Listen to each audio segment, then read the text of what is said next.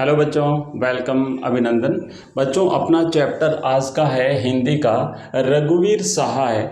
तो आज की जो अपनी क्लास है इसमें हम रघुवीर सहाय साहब का परिचय, व्यक्तिगत परिचय और इनका साहित्यिक परिचय जानने वाले हैं। हिंदी कंपलसरी का चैप्टर है क्लास 12th के लिए। ठीक है, तो कवि का आपको एक व्यक्तिगत और साहित्यिक परिचय ना, व्यक्तित्व एवं साहित्यिक परिचय जब प्रश्न पूछा जाएगा 4 नंबर का आपका प्रश्न होता है, तो ये आपका पूरा का पूरा 4 नंबर का प्रश्न जो वो यहाँ पे अपन कवर करेंगे। आइए शुरू करते हैं।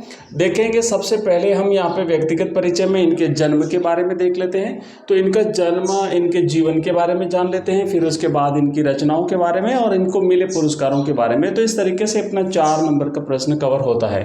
बच्चों, रघुवीर सहाय साहब का जीवन परिचय। जन्म इनका लखनऊ में 1929 में हुआ था।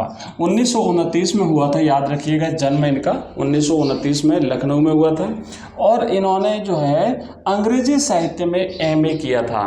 ध्यान रखना, अंग्रेजी साहित्य में एमए किया था। उसके बाद फिर इन्होंने पत्रकार के रूप में अपना जीवन प्रारंभ किया था, अपना कैरियर आरंभ किया था। और फिर उसके बाद जो है इन्होंने प्रारंभ में ये पैसे से पत्रकार थे और आकाशवाणी के समाचार विभाग में इन्होंने काम किया था। इन्होंने अनेक समाचार पत्रों का संपादन किया था, जिसमें एक प्रतीक नाम का समाचार पत्र था। बच्चों याद रखना, प्रतीक नाम का एक समाचार पत्र था। इसके सहायक संपादक के रूप में इन्होंने काम किया था। इसके बाद में इन्होंने एक और पत्र था कल्पना, और उसके बाद में दैनिक जो नवभारत टाइम्स और दिनमान जो समाचार पत्र थे, इनसे भी ये जुड़े हुए रहे थे। ठीक है, तो पत्रकार थे, आकाशवाणी में काम किया। उसके बाद इन्होंने इन विभिन्न समाचार पत्रों का संपादन किया, सह संपादक के रूप में काम किया, इनसे जुड़े हुए रहे थे। और साहित्य सेवा के कारण इन्हें साहित्य अकादमी पुरस्कार से सम्मानित किया गया था। 1990 में दिल्ली में इनका देहावसान हुआ था। तो एक संक्षिप्त जानकारी हमें कि 1929 में इनका जन्म हुआ था, लखनऊ में हुआ था। ध्यान रखना, इन्होंने जो है वो हिंदी साहित्य में एमए किया था, आकाशवाणी में काम किया, पत्रकार के रूप में काम किया, प्रतीक, दिनमान और क्या कहते हैं नवभारत टाइम्स समाचार पत्रों के साथ जुड़े रहे थे और साहित्य अकादमी पुरस्कार इनको प्राप्त हुआ था। आइए आगे बढ़ते हैं, इनके बारे में और जान लेते हैं, क्योंकि 4 नंबर का आपका प्रश्न रहेगा तो आपको थोड़ी और चीजें लिखनी पड़ेगी। अब देखो, इनकी प्रमुख रचनाओं के बारे में जानते हैं बच्चों। व्यक्तिगत परिचय के बाद में हम जानेंगे इनका साहित्यिक परिचय। तो व्यक्तिगत साहित्यिक परिचय में आपको लिखना है कि रघुवीर सहाय साहब जो है ये नई कविता के कवि हैं। ये एक विशेष चीज है, आप थोड़ा सा ध्यान दीजिएगा। नई कविता के कवि माने जाते हैं और इनकी जो कुछ आरंभिक कविताएं हैं, ये आरंभिक कविताएं अज्ञेय के द्वारा जो तार सप्तकों का संपादन किया था, उसमें जो दूसरा तार सप्तक था 1935 में जो अज्ञेय ने, सच्चिदानंद हीरानंद वात्स्यायन अज्ञेय साहब ने जो तार सप्तकों का संपादन किया था, तो उसमें दूसरे तार सप्तक में इनकी रचनाओं को संकलित किया। आपको याद होगा तार सप्तक क्या होता था कि एक तार सप्तक में 7 कवियों की रचनाओं को संकलित किया था। तो ऐसे पहला तार सप्तक, दूसरा, तीसरा, तो जो दूसरा तार सप्तक था उसमें जो है जिसमें इनकी रचनाओं को जो है संकलित किया था। इनके महत्वपूर्ण काव्य संकलन है सीढ़ियों पर धूप में, आप याद रखिएगा। दूसरा था आत्महत्या के विरुद्ध, फिर था हंसो हंसो जल्दी हंसो, हंसो हंसो जल्दी हंसो, और उसके बाद है लोग भूल गए हैं आदि आदि। तो ये इनकी रचनाएं हैं। ठीक है, रघुवीर सहाय साहब को पढ़ रहे, ध्यान रखना बच्चों। दूसरे तार सप्तक में इनकी रचनाओं को सम्मिलित किया था। और अगर प्रश्न बनता है कि तार सप्तक का संकलन किसने किया था, तो फिर वो उसमें रहेगा आपको अज्ञेय, सच्चिदानंद हीरानंद वात्स्यायन अज्ञेय।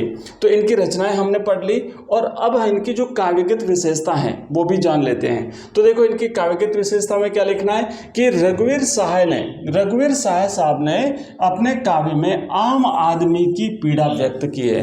वो कोई ज्यादा ऊंचे लोगों के बारे में नहीं लिखते हैं, मतलब हर कवि की अपनी कुछ विशेषता होती है। तो आम आदमी की पीड़ा, एक सामान्य जनमानस की जो तकलीफ, जो पीड़ा थी, उसको इन्होंने व्यक्त किया है। और आप इनकी जो अपनी ये जो कविता है जिसमें हम ये पढ़ेंगे बंद कमरे में, तो जो कैमरे के सामने उस अपाहिज को जब लेके जाया जाता है, तो वो एक अपाहिज भी एक आम आदमी है, तो उसकी पीड़ा को ये अपने रचनाओं में व्यक्त करते हैं। ठीक है, ये साठोत्तरी काव्य लेखन के सशक्त, प्रगतिशील और चेतना संपन्न रचनाकार माने जाते हैं। इन्होंने सड़क, चौराहा, दफ्तर, अखबार, संसद, बस, रेल और बाजार की बेलोस भाषा में कविता लिखी है। तो बच्चों ये हमने जाना इनका संक्षिप्त एक व्यक्तिगत एवं साहित्यिक परिचय। और अब जो है ना नेक्स्ट जो इनका जो अपना वीडियो रहेगा उसमें अपन पढ़ेंगे इनकी कविताओं, इसकी जो अपनी इनकी जो कविता है बंद कमरे में, इसका मुख्य प्रतिपाद्य क्या है उसको पढ़ेंगे। और इसके बाद में जो है नेक्स्ट हमारा रहेगा जिसमें हम इसकी कंप्लीट सप्रसंग व्याख्या जो है वो करेंगे। ठीक है, तो ये मिलते हैं अपन नेक्स्ट वीडियो में। जो अपने ये जो चैप्टर पढ़ा है उसका कंप्लीट अगर आप उसका ये जो PDF और वीडियो और कंप्लीटली के सारे पूरी एक श्रृंखला के रूप में आप चाहते हैं, MCQs, प्रश्न उत्तर, ऑनलाइन टेस्ट, सारे की सारी चीज़ें, तो आप हमारा ऐप डाउनलोड कर लीजिएगा, एजुकेशन राइज। मैं यहाँ पे लिख देता हूँ, एजुकेशन राइज नाम से हमारा ऐप है, एजुकेशन। इस वीडियो के डिस्क्रिप्शन में बच्चों आपको उसका लिंक मिल जाएगा, है ना, एजुकेशन राइज। तो ये प्ले स्टोर पर आपको ऐप मिलेगा, उस ऐप में पूरा हमारा कंप्लीट कोर्स है, ओनली 99 रुपये में हम आपको टोटल ये कोर्स दे रहे हैं। तो आप जरूर एक बार जाकर के देखिएगा। वहाँ पे PDF के रूप में आपको नोट्स मिलेंगे, MCQs मिलेंगे, ऑनलाइन टेस्ट मिलेंगे, हमारी लाइव क्लास भी आपको वहाँ पर मिलेगी, सारी चीज़ें आपको वहाँ पर मिलेगी। इसके अलावा आप हमारा एक नंबर नोट कर सकते हैं, उस नंबर पर आप हमें व्हाट्सएप और टेलीग्राम मैसेज कर सकते हैं। और हमारे साथ हमारा जो टेलीग्राम और हमारा जो व्हाट्सएप ग्रुप है उसमें अगर आप जुड़ना चाहते हैं तो नंबर आपका रहेगा बच्चों 9079622989। ठीक है, तो मिलते हैं बहुत ही जल्दी नेक्स्ट वीडियो में। तब तक के लिए बाय, थैंक यू, धन्यवाद। और नेक्स्ट वीडियो में हम पढ़ेंगे इस कविता का प्रतिपाद्य। हमारी कविता है बंद कमरे में। ठीक है, इसके साथ अपन मिलते हैं नेक्स्ट।